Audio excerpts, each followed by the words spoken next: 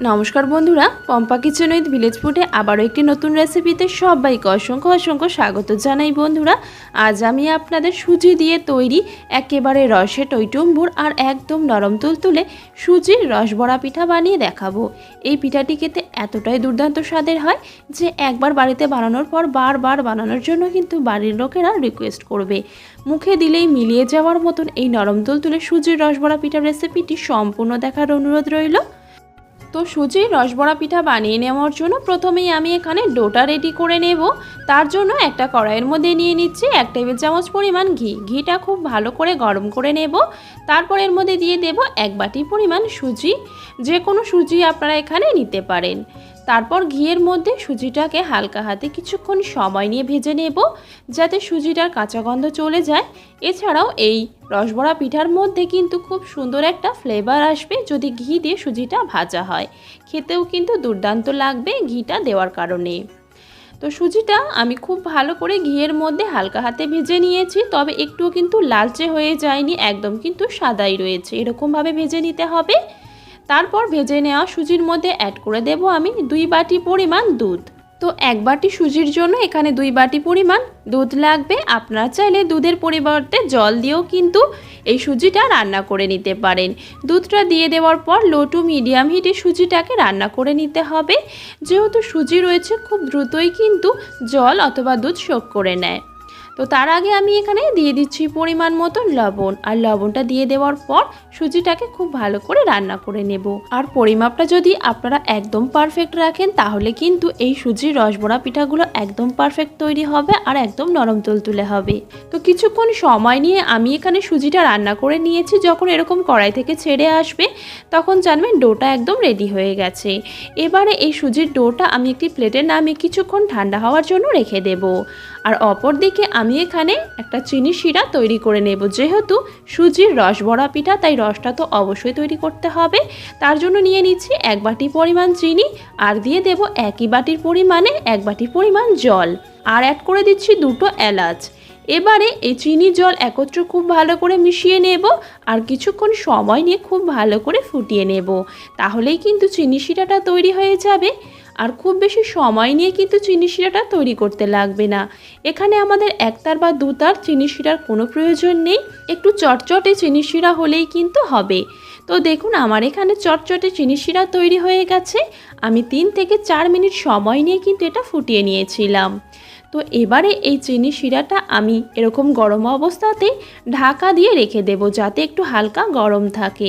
খুব বেশি ফুটিয়ে কিন্তু চিনি শিরাটা মোটা করে ফেললে রসটা ভালোভাবে সুজির রসবড়ার মধ্যে ঢুকবে না। আর অপর দিকে এখানে সুজির ডোটাও কিন্তু খুব সুন্দরভাবে ঠান্ডা হয়ে গেছে, তবে সম্পূর্ণ ঠান্ডা হয়ে যায়নি, হালকা একটু গরম রয়েছে। এই পর্যায়ে দিয়ে দেব 2 টেবিল চামচের মতন পাউডার মিল্ক।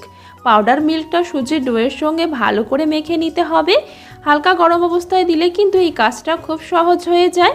আর সুজির ডো যদি একদম ঠান্ডা হয়ে যায় তাহলে এই পাউডার মিল্কটা কিন্তু খুব ভালোভাবে মেশানো যায় না।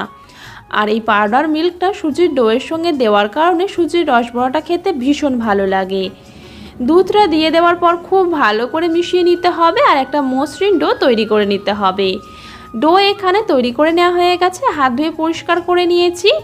এবারে এই ডোটা থেকে আমি ছোট ছোট বলের আকারে লিচি কেটে নেব। আর তারপর প্রথমে হাতের মধ্যে রেখে গোল করে নেব। আর গোল করে নেওয়া হয়ে গেলে 2 হাতের তালুর মাঝখানে রেখে এরকম করে চ্যাপটা করে নেব। আর সাইডগুলো কিন্তু খুব সুন্দরভাবে মসৃণ করে নেব যাতে কোনো রকম ফাটল অংশ না থাকে। আমি এখানে এরকম গোল গোল সাইজের করে তৈরি করছি, ঠিক যেরকম রসবড়া হয়। আপনারা চাইলে লম্বা লম্বা করেও তৈরি করতে পারেন, যে যেমনটা পছন্দ করেন। চাইলে সাইজে বড়ও করতে পারেন অথবা ছোটও করতে পারেন। আর বন্ধুরা, আপনাদের কাছে আমার একটাই অনুরোধ রইল, যদি আমার রেসিপি আপনাদের ভালো লেগে থাকে অনেক অনেক শেয়ার করবেন, একটি লাইক দিয়ে দেওয়ারও অনুরোধ রইল। আর চ্যানেলটিকে অবশ্যই সাবস্ক্রাইব করে রাখবেন যাতে আমার নিত্য নতুন রেসিপির নোটিফিকেশান সবার প্রথমে আপনাদের কাছে সবার আগে পৌঁছে যায়। তো দেখুন বন্ধুরা, আমার এখানে সমস্ত সুজির রসবড়াগুলি তৈরি করে নেওয়া হয়ে গিয়েছে। তো প্রত্যেকটা রসবড়া কিন্তু একদম সেম সাইজের রয়েছে আর প্রত্যেকটা কিন্তু একদম মসৃণ করে তৈরি করে নিয়েছি। এবারে এই সুজির রসবড়া পিঠাগুলিকে ভেজে নেব। তার জন্য কড়াইতে তেল দিয়ে ভালো করে গরম করে নিয়েছি। এবারে একে একে এই রসবড়াগুলিকে আমি তেলের মধ্যে দিয়ে ভেজে নেব।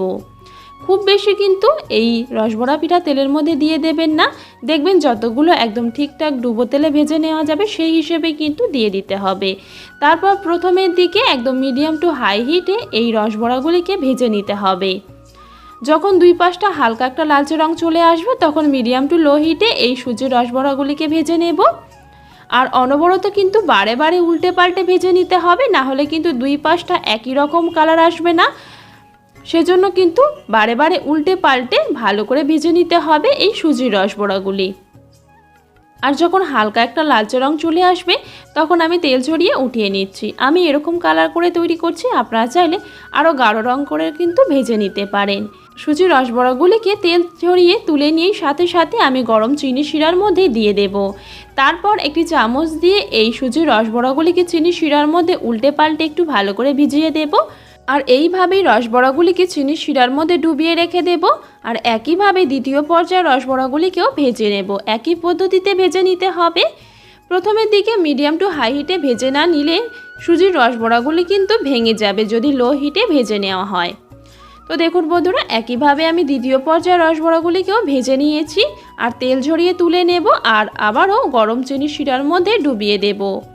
প্রত্যেকটা রসবড়া চিনি শিরার মধ্যে দেওয়ার পরে কিন্তু এইভাবে রসের মধ্যে একবার উল্টে পাল্টে ভালো করে ভিজিয়ে দিতে হবে। এইভাবেই আমি সমস্ত রসবড়াগুলিকে বানিয়ে নিয়ে চিনি শিরার মধ্যে ডুবিয়ে রেখেছি। আর এইভাবেই ঢাকা দিয়ে আমি রেস্টে রেখে দেব 1 ঘন্টার জন্য। হাতে যদি আপনাদের বেশি সময় থাকে তাহলে আরও বেশি সময় ধরেও কিন্তু রেস্টে রেখে দিতে পারেন। তো দেখুন আমার 1 ঘন্টা পরে আমি আপনাদের রসবড়াগুলি দেখাচ্ছি। রস কিন্তু অনেকটাই সোক করে নিয়েছে আর বেশ কিন্তু ফুলে উঠেছে।